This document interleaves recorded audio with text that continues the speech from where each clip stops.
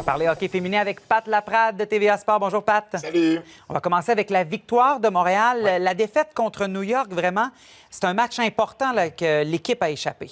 Ben oui, c'est le dernier match avant la pause pour les championnats mondiaux. Et je pense qu'on voulait terminer justement avec une victoire. On voulait avoir ce momentum-là et à la place, une défaite de 1-0, une quatrième défaite à ces 5 dernières rencontres. L'écart se rétrécit au sommet du classement de la LPHF. Puis je te donne quelques petites statistiques, Simon. Dans les 15 premiers matchs de l'équipe a marqué en moyenne 3,13 buts par match, en a accordé 2,07.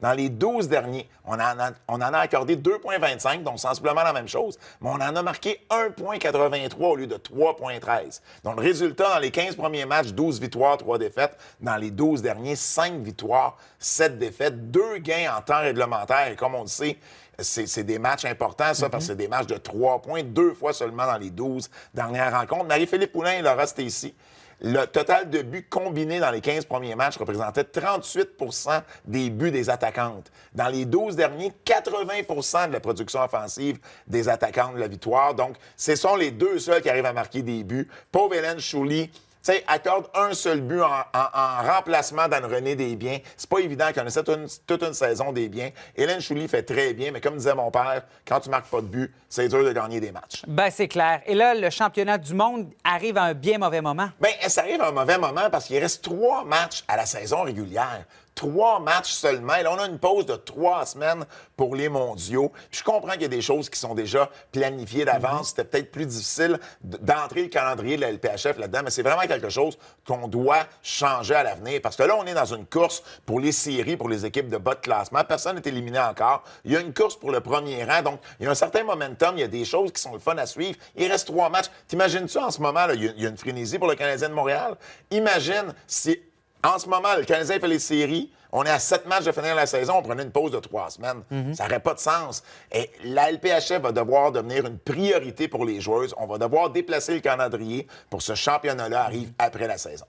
Et justement, le classement avec 3 matchs à faire. Montréal est toujours en tête, mais là... Ouais. Tu l'as dit avec les séries, bon, les défaites, là, l'écart s'est rétréci un peu. Mais l'écart s'est rétréci. On est seulement 3 points en avant de Toronto. Rappelle-toi, il y a quelques semaines à peine, on avait 8 points d'avance et on avait des matchs en main. Je te parlais toujours des matchs en main ici. Ben là, on n'en a plus de matchs en main. Tout le monde a joué le même nombre de matchs. Montréal est assuré de faire les séries éliminatoires. Ça, c'est la bonne nouvelle, mais n'est pas encore assuré de finir première. Et regarde, à la fin du classement, New York est peut-être la plus mal positionnée, mais a encore une chance de faire les séries. Ottawa, avec sa victoire cette semaine, a pris seul le 4e rang. Minnesota, les champions en titre, qui ne sont pas dans les séries en ce moment, mais il reste encore 3 parties. Mais tout ça va continuer le 26 avril seulement, dans 21 jours, 3 semaines exactement. Toutes les équipes vont être au calendrier. Donc, quand même, c'est dans un bon moment. Une petite mise à jour en terminant sur la blessure d'Anne-Renée Desbiens. Oui, on a placé Anne-Renée Desbiens sur la liste des blessés à long terme cette semaine, mais c'est plus une raison administrative derrière. Je t'explique. On avait besoin d'une autre gardienne de but pour combler le départ ou la blessure d'Anne-Renée.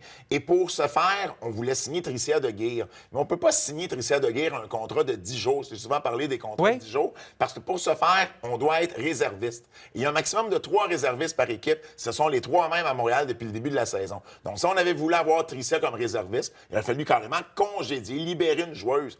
On s'entend, c'est pas l'idéal. Mais non. Alors, ce qu'on a fait, on a joué un peu avec ce que les règlements nous permettent de faire. On a mis Anne-Renée Desbiens sur la liste des blessés à long terme. C'est un minimum de 21 jours. Et là, Tricia, avec la pause match, avec la pause championnat mondial, c'est parfait. Et là, Tricia peut signer à ce moment-là un contrat régulier avec l'équipe, avec tous les bénéfices que ça lui donne. Puis Anne-Renée Desbiens, mais c'est parfait parce qu'elle peut quand même jouer avec l'équipe Canada aux championnats mondiaux. Parce que cette réglementation-là n'est pas reconnue à l'international. C'est uniquement pour la LPHF. Elle est sur une liste des blessés à long terme, mais c'est seulement reconnu par la LPHF et non pas par la Fédération internationale de hockey. Donc, c'est gagnant-gagnant pour tout le monde. Belle initiative. Je salue l'initiative de la direction de la Victoire de Montréal là-dessus. Merci beaucoup, Pat. Merci à toi, Simon. Bonne journée.